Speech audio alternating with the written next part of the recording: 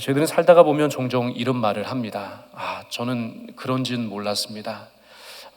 누군가 알려주지 못했기 때문에 저는 그렇게 잘못 행한 겁니다 라고 또 변명을 하기가 쉽습니다. 그런데요, 어떤 경우에는 그것을 알면서도 모른 척 했을 때 그 모른 척한 사실 때문에 그것이 단순한 실수가 아니라 큰 무서운 결과를 초래하게 되는 때가 있다는 겁니다. 예를 들면 자동차를 운전하는 사람이 브레이크가 조금 잘 안 드는 것을 알아차리게 된 겁니다. 그런데 그 사실을 알면서도 또 대수롭지 않게 그냥 생각하고 그냥 운전을 하게 된다면 어떻게 되겠습니까? 물론 처음에는 별일 없이 또 시동을 걸고 운전을 시작할 겁니다.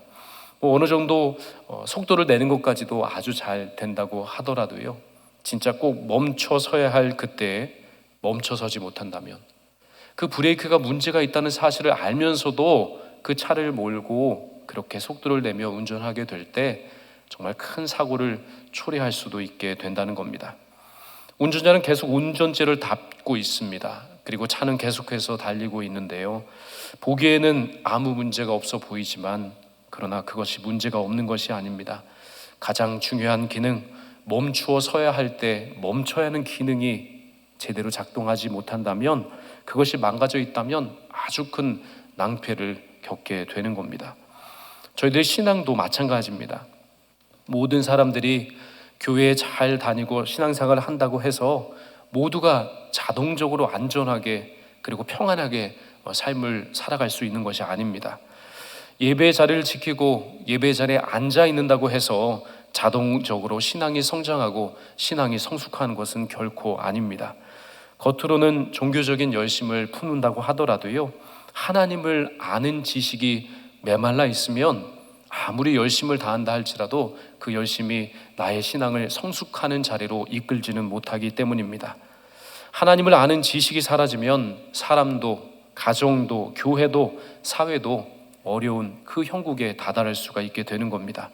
겉으로는 여전히 잘 지내는 것처럼 보이지만은 그런 모든 것이 실제로 어려운 상황 가운데 있을 때, 멈춰 서야 할 때 멈추지 못하고, 분별해야 할 때 분별하지 못하고, 그리고 회개해야 할 때 회개하지 못한다면 결국에는 영적으로 충돌하고 영적으로 붕괴할 수밖에 없는 그런 어려운 상황에 치닫게 되는 겁니다.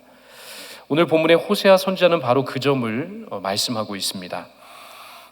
저희가 지난 수차례 살펴보았을 때요, 이 1장부터 3장까지 이 호세아의 이야기는 어떻게 보면 사적인 이야기였습니다.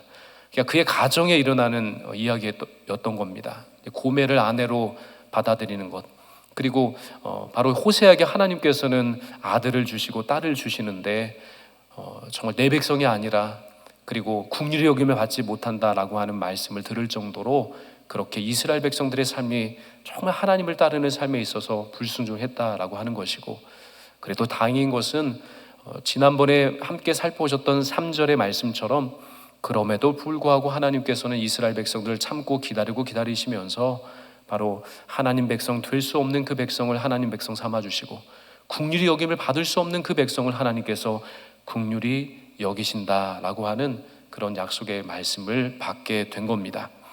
그런데 오늘 보시니 4장부터는 완전히 분위기가 급속도로 그렇게 달라집니다.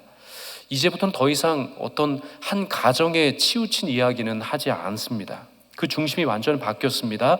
이제 하나님의 말씀을 전하는 호세아는 공적인 자리에서 바로 북이스라엘 향해서 하나님께서 그 이스라엘 백성들을 향해서 고발하시고, 하나님께서 그 이스라엘 백성들에 대해서 책망하시고, 하나님께서 그 이스라엘 백성들에게 선포하시는 그 말씀을 아주 공적으로 선포하시는 말씀이 4장부터 이어지는 겁니다. 그래서 호세아 4장부터 11장까지는 바로 이스라엘의 죄와 그에 대한 하나님의 논쟁이 본격화되는 그런 말씀이 기록됩니다. 오늘 본문에서 하나님께서는 이스라엘 백성들의 그 문제에 대해서 단 한 문장으로 아주 요약해서 그들의 문제를 그렇게 질타하십니다. 그 요약이 무엇이냐면요, 바로 호세아 4장 6절의 말씀입니다. 내 백성이 지식이 없으므로 망하는 도다 라고 하는 말씀인 것이죠. 이 말씀은 단순히 공부를 많이 하지 못해서 망한다는 뜻이 아닙니다. 세상의 지혜가 부족해서 망하는 것이 아닙니다. 여기에서 말씀하시는 지식이 없어서 망한다는 것은 하나님에 대한 지식이 없다는 겁니다. 하나님께서 어떤 분이신지, 하나님께서 그분의 말씀을 통해 저희들에게 말씀하시는 그 뜻을 모르기 때문에, 그리고 그분과의 바른 관계 안에서 그분과 함께 살아가는 그 지식이 없기 때문에 망한다라고 하시는 말씀입니다.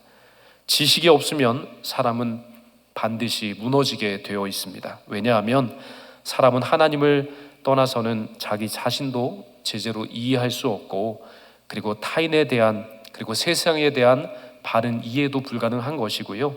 그래서 삶의 방향도, 또 삶의 목표도 제대로 세울 수가 없기 때문입니다.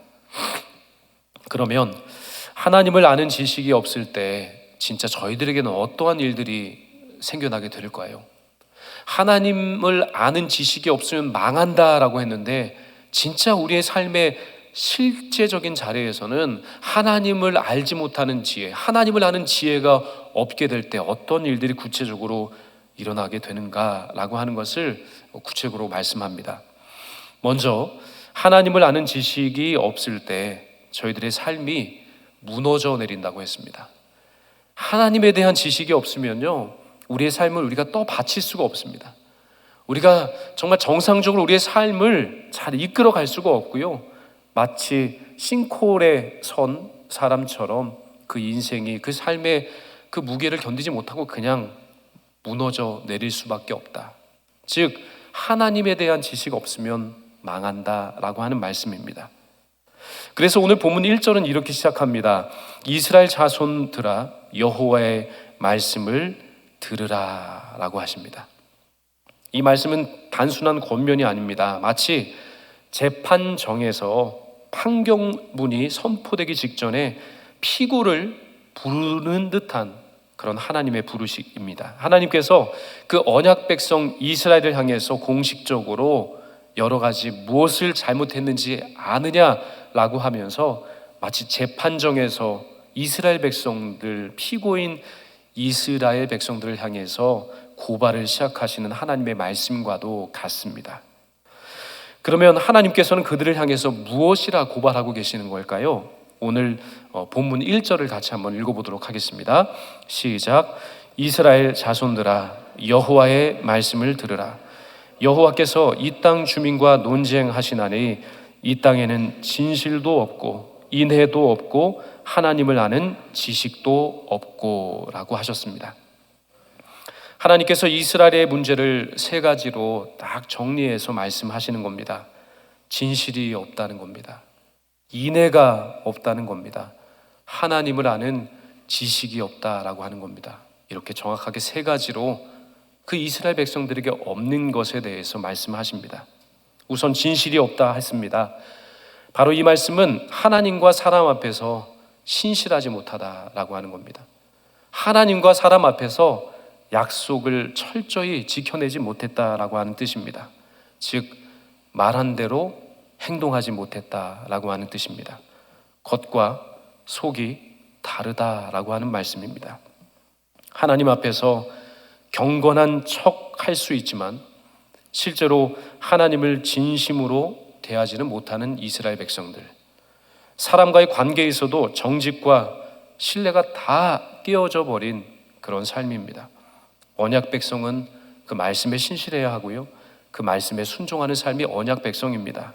마땅히 진실해야 하는데 그들의 삶에서 이미 그 진실이 깨지고 그들의 신실함이 어느 곳에서도 찾아볼 수 없게 되었다라고 하는 겁니다. 그들은 바로 진실이 없었다라고 합니다. 두 번째는 인애가 없다라고 말씀하셨습니다. 이 인애는 단순히 감정적인 친절함이 아닙니다. 이 친절함에 대한 이야기가 아니라고요. 성경에서는 이 인애라고 하는 것은요, 바로 하나님의 언약적인 사랑, 변함없는 사랑, 그리고 끝까지 책임지는 사랑을 일컬어서 인애라고 표현을 합니다. 그런데 이스라엘 백성들은 구약과 십계명의 가장 핵심적인 내용, 즉 하나님을 사랑하는 인애, 그리고 이웃을 사랑하는 인애, 그것이 없었습니다. 단순하게 자기밖에 모르는 삶을 산 겁니다. 이기적인 존재가 되어버린 그들을 향해서 인애가 없다라고 성경은 말씀합니다.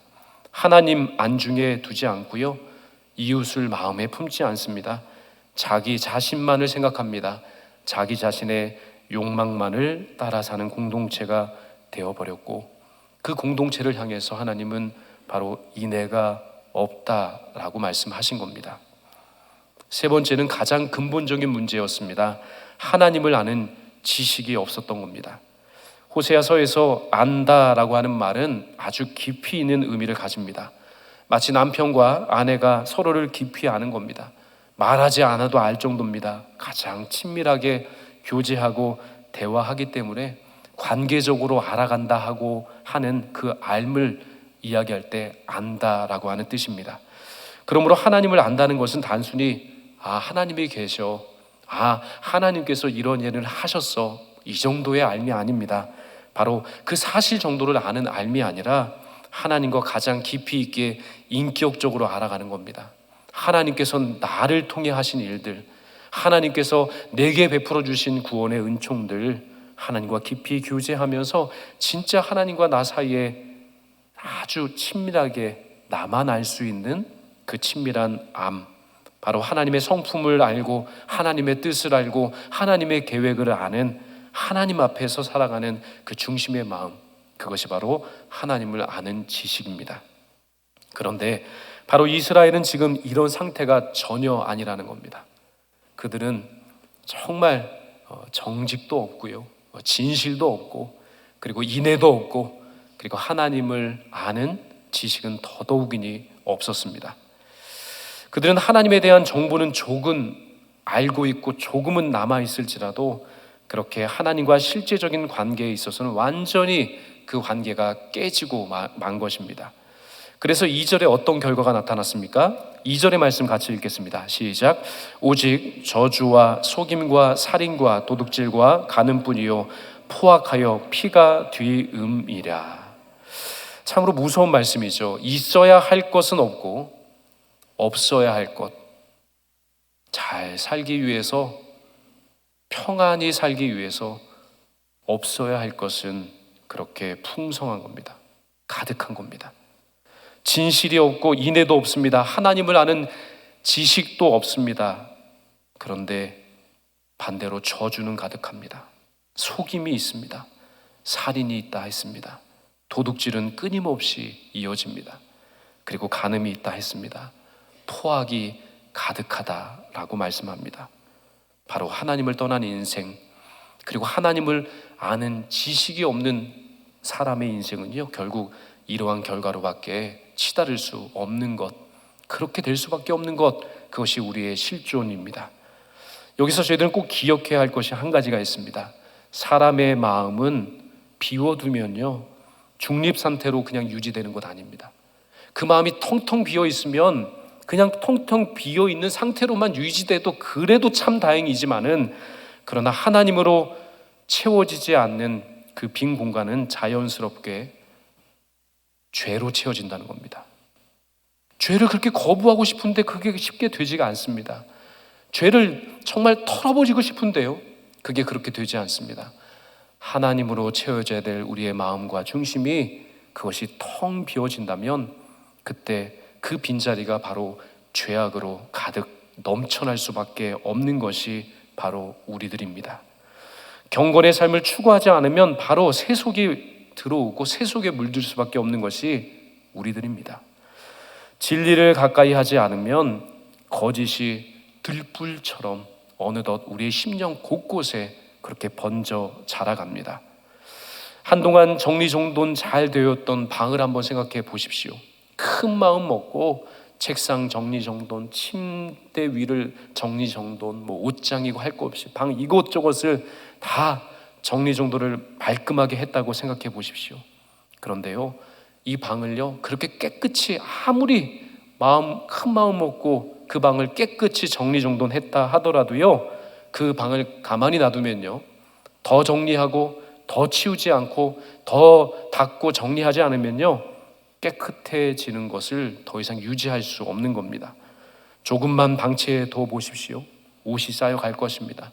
그 책상 위에 종이가 쌓여가고 책이 쌓여갈 것입니다. 먼지가 쌓이고요, 필요 없는 물건들로 가득 채워질 것입니다. 한번 깨끗하게 정리했다고 해서 그 방이 계속해서 깨끗하게 유지될 수는 없는 것과 마찬가지입니다. 청소는요, 의식적으로 반복해서 해야지 그것이 깨끗하게 유지됩니다. 그런데 반대로 더러워지는 것은요, 노력하지 않아도 그냥 내버려 두기만 하면 금방 저절로 더러워지는 법입니다. 저희들이 영혼도 똑같습니다. 거룩을 위한 노력, 그 질주, 그 열정을 다한 그 뛰미, 그 노력이 날마다 힘써서 추구되어야 하지만, 그러나 타락이라는 것은요, 우리의 몸과 마음이 더러워지는 것은요, 죄로 덕지덕지 그렇게 더러워질 수 있는 것은요, 가만히 두면 됩니다. 그냥 가만히 있으면 저절로 더러워집니다. 가만히 계시면 저절로 죄인된 속성의 삶으로 그냥 달려가게 되어 있는 것이 바로 우리의 삶입니다. 이것이 저희들의 실제 삶이고 숨김없는 우리의 모습인 것입니다. 그러므로 저희 모두는 반드시 적극적으로 하나님을 알기 위해서 힘써야 할 줄로 믿습니다. 그 말씀을 배우는 일을 중단하면요, 지난 주일에도 말씀드린 것처럼 중단하는 순간 뒤로 후퇴하고요, 중단하는 순간 우리의 몸과 마음이 그냥 죄로 더러워질 수밖에 없는 겁니다. 기도를 멈추어 서면요, 똑바로 달려갈 수 없습니다. 기도를 멈추는 순간 바로 그 죄악에 무릎 꿇을 수밖에 없는 겁니다. 하나님께 가까이 가는 걸음을 멈추는 순간 저희들 속이 더럽게 타락할 수밖에 없는 것이 바로 우리의 모습입니다. 그렇기 때문에 교회가 성경을 가르치고 성도들이 말씀을 계속해서 배우고 계속해서 하나님의 말씀을 묵상하고 훈련하는 일은 선택사항이 아닙니다. 그거 하지 않으면요, 죽습니다.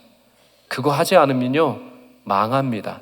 그거 하지 않으면요, 그냥 삶이 무너져 내릴 수밖에 없기 때문입니다. 우리의 삶의 바탕에 걸려있는 가장 심각한 문제, 그것은 하나님을 아는 지혜로 충만하지 못할 때 정말 그 죄악된 삶으로 우리가 치달을 수밖에 없다는 사실을 반드시 인정해야 합니다. 우리 교회가 올해부터 성경을 배우는 일을 더욱더 소중한 가치로 여기고 그 일에 매진하는 이유가 바로 여기 있습니다. 배우고 확신한 일에 거하려고 노력하는 이유가 바로 거기에 있는 겁니다. 신앙에는 지난번에 말씀드린 것처럼 졸업이라는 것이 없습니다. 신앙에는요, 저희들이 말씀을 함께 나눈 것처럼 은퇴라는 것이 없습니다.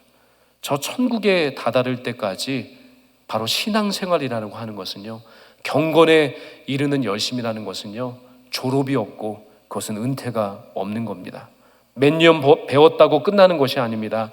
말씀을 많이 들었다고 이제는 다 안다 생각하면요, 정말로 죄악으로 나갈 수밖에 없는 겁니다. 바로 그때 유혹에 흔들릴 수밖에 없고요, 정도에서 삐끗해서 저쪽으로 튕겨져 나갈 수밖에 없게 됩니다.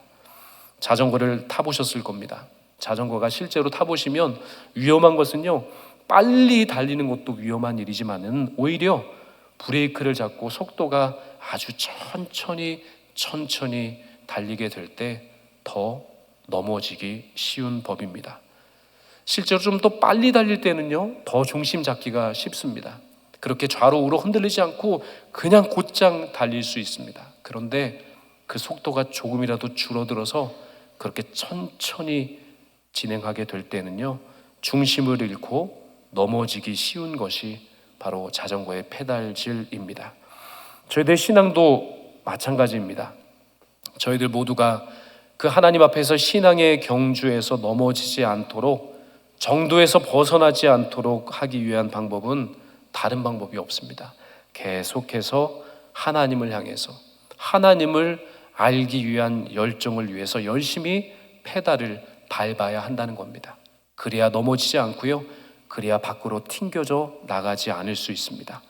배우고 순종하고 회개하고 다시 배우고 다시 순종하고 다시 회개하는 이 반복적인 열심, 그리고 하나님을 아는 지식을 채워가야 그때서야 비로소 주님 부르시는 그날에 담대하게 주님 앞에 설 수 있게 되는 겁니다. 하나님을 아는 지식에도요, 두 가지 차원이 있습니다. 첫 번째 차원은 객관적으로 그 지식을 아는 것은 바로 말씀을 통해 배우는 것입니다. 설교를 많이 듣고 성경을 많이 읽고 예장 통합 교단의 교리에 대해서 배우고 익히면 바로 객관적인 지식을 얻는 겁니다. 하나님의 뜻을 알고 하나님의 뜻을 바르게 이해할 수 있는 참 좋은, 또한 우리의 삶의 명약이 됩니다. 그런데 또 하나의 주관적인 지식이 있다는 겁니다. 이 지식은 개인의 삶 속에서 체득되는 겁니다. 누가 알려준다고 해서 알 수 있는 것이 아닙니다. 하나님과 나 사이의 관계에서 하나님을 직접 체험해 본 주관적인 경험에서 알게 되는 지식입니다. 하나님을 경험하는 것입니다. 기도 응답을 통해서 하나님을 알게 됩니다. 순종의 열매를 통해서 하나님, 이 말씀에 순종했더니 하나님이 이런 일들을 나의 삶 가운데 열매로 주셨지요. 이것은 누가 알려줄 수 있는 것이 아니라 바로 하나님과의 관계 가운데서 주관적으로 알 수 있는 하나님에 대한 지식입니다. 우리는 고난 속에서도 하나님을 알 수 있는 이 주관적인 체험을 할 수 있습니다. 그 고난의 터널을 통과할 때 하나님은 반드시 우리 자신에게 그 고난의 터널을 통과하는 과정 가운데 깨닫게 하신 지식이 있고요, 그 고난의 터널을 통과하는 과정 가운데 우리의 믿음을 더 견고하게 세워주시는 놀라운 은총이 있게 된다라고 하는 겁니다. 그 은혜를 통해서 하나님께서 어떤 분이신지를 비로소 주관적으로, 체험적으로 알 수 있게 됩니다. 그런데 참 안타까운 것은 바로 오늘 본문에 말씀하고 있는 북이스라엘, 바로 이스라엘 백성들은 이 두 가지를 다 놓쳤다는 겁니다. 하나님에 대해서 아는 이 객관적인 지식도 없고, 그리고 하나님에 대해서 아는 아주 주관적인 그 지식도 이스라엘 백성들에게는 없었다라고 하는 겁니다. 말씀도 제대로 배우지 않고 삶 속에서 하나님께서 자신들에게 맡겨주신 일들, 또한 그의 삶 자체를 하나님께 온전히 맡겨드리는 일도 없기 때문에 주관적으로 하나님을 체험하는 일도 없었던 겁니다. 그러니 하나님에 대한 간증이 없는 겁니다. 그러니 하나님에 대한 체험이 없는 겁니다. 그러니 하나님을 향한 감사가 없는 겁니다. 결국 하나님을 아는 주관적인 체험이 있을 수 없고, 바로 하나님을 아는 지식이 사라지고 그 지식이 메말라 버린 겁니다. 저희들도 조심해야 합니다. 영적으로 잠들지 않도록 늘 깨어 있어야 합니다. 지금까지 오랫동안 예배에 참석했다고 해서 하나님을 아는 것이 아닙니다. 착각하지 마시기 바랍니다. 부지런히 배우지 않으면 하나님에 대한 객관적인 그 지식 쌓이지 않습니다. 그 하나님에 대해서 우리의 삶을 온전히 의탁드리지 않는 삶 살아가면요, 아무리 오래 믿어도요, 그 하나님을 주관적으로 체험하는 체험이, 간증이, 그리고 하나님 찬양이 우리의 삶에서 메말라 갈 수밖에 없습니다. 아무리 성경을 오래 손에 들고 있고 그렇게 그 성경의 표지가 닳고 닳았다 할지라도요, 그 말씀에 정말 우리의 삶을 온전히 의탁하고 그 말씀에 우리의 삶을 온전히 순종하는 삶의 그 자세가 깃들지 아니하면요, 거룩의 역사도 일어날 수가 없는 겁니다. 중요한 것은 하나님을 실제로 체험하고 하나님을 실제로 알아가고 그분의 은혜를 실제로 체험해야 하나님에 대한 지식과 지혜가 충만하게 쌓이게 될 줄로 믿습니다. 그러므로 말씀을 배우는 일을 절대로 소홀히 여기지 마시기 바랍니다. 하나님께 저희들 모두의 삶을 온전히 맡겨드리고 의탁하시기를 바랍니다. 하나님을 의존하고 하나님을 의지하는 그 일을 멈추지 않고 끝까지 붙잡기를 바랍니다. 계속해서 하나님을 알아가시기를 바랍니다. 그리할 때 저희들의 삶은 무너지지 않습니다. 하나님을 아는 지식으로 그 반석 위에 든든하게 세워지게 되는 겁니다. 하나님 앞에서 오히려 더욱 견고하게 설 수 있게 되는 겁니다. 하나님을 더욱 깊이 알아가시고 그 하나님의 은혜를 깊이 체험하시는 그러한 사순절 주와 함께 걸어가시기를 주의 이름으로 축원합니다.